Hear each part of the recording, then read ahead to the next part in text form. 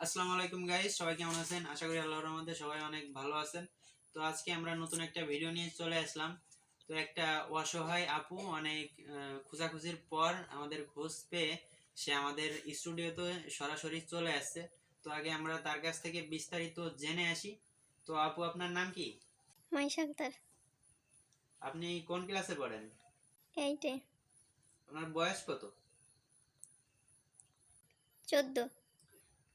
এখন আমাদের কাছে মূলত কি জন্য আসছেন, আপনি যদি বিস্তারিত ঘটনাটা বলতেন যে আপনার জীবনে কিরকম কি দেখি ঘটছে, ঘটনাটি যদি একটু বলতেন আমি শুনতাম, দর্শকও শুনতো। ভাইয়া, আমি খুব অসহায়। আমি ছোটবেলা থেকে মামা বাড়ি বড় হয়েছি। তো মামা বাড়ি থেকে আমার অনেক কষ্ট করতে হয়, অর্থাৎ মামি আমাকে দিয়ে অনেক কাজ করায়। তো বাড়ির এত কাজের পাশাপাশি লেখাপড়া করতে অনেক কষ্ট হয়। আমি ছোটবেলা থেকে এই জীবন যুদ্ধ চালিয়ে আসছি, কিন্তু এখন আর পারতেছি না।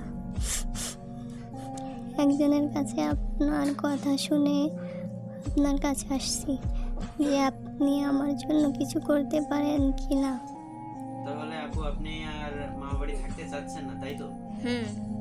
তো গাইস, আপনারা তো সকল বিস্তারিত জানলেন। মূলত আপুর সমস্যাটা কি আপু নিজেই আপনাদের মাঝে তুলে ধরছে। তো আপু আমার কাছে এসে আগে আমার সাথে কিছু কথা বলছে, শেয়ার করছে।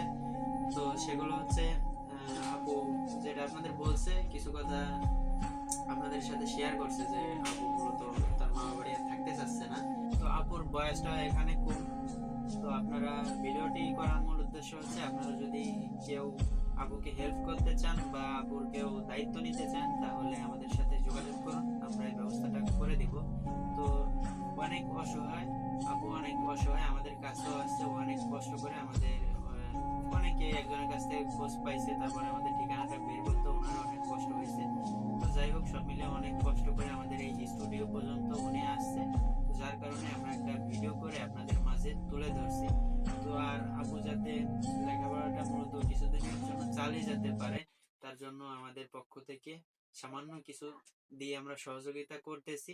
তো আপনারা যে যেভাবে পারেন আপুকে সহযোগিতা করতে চাইলে আমাদের সাথে অবশ্যই, বুঝতে পারছেন, তো আমাদের সাথে যোগাযোগ করবেন। তারপরে বাকি কথাগুলো হবে ইনশাল্লাহ। তো এখন আমরা আপুর হাতে সামান্য কিছু তুলে দেব। এই নেন আপু, আমাদের তরফ থেকে আপনি কিছুদিন চলতে পারবেন। এর ভিতরে যে টাকা আছে আপনি ভালো কাজে ব্যবহার করবেন, লেখাপড়া চালিয়ে যান, লেখাপড়া কখনো থামিয়ে যায় না। থ্যাংক ইউ ভাইয়া। তো গাইস, আজকের ভিডিওটি এ পর্যন্তই। পরবর্তী কোনো ভিডিওতে আপনাদের সাথে আবারও দেখা হবে। তো ততক্ষণ সবাই ভালো থাকুন, সুস্থ থাকুন, আল্লাহ হাফেজ।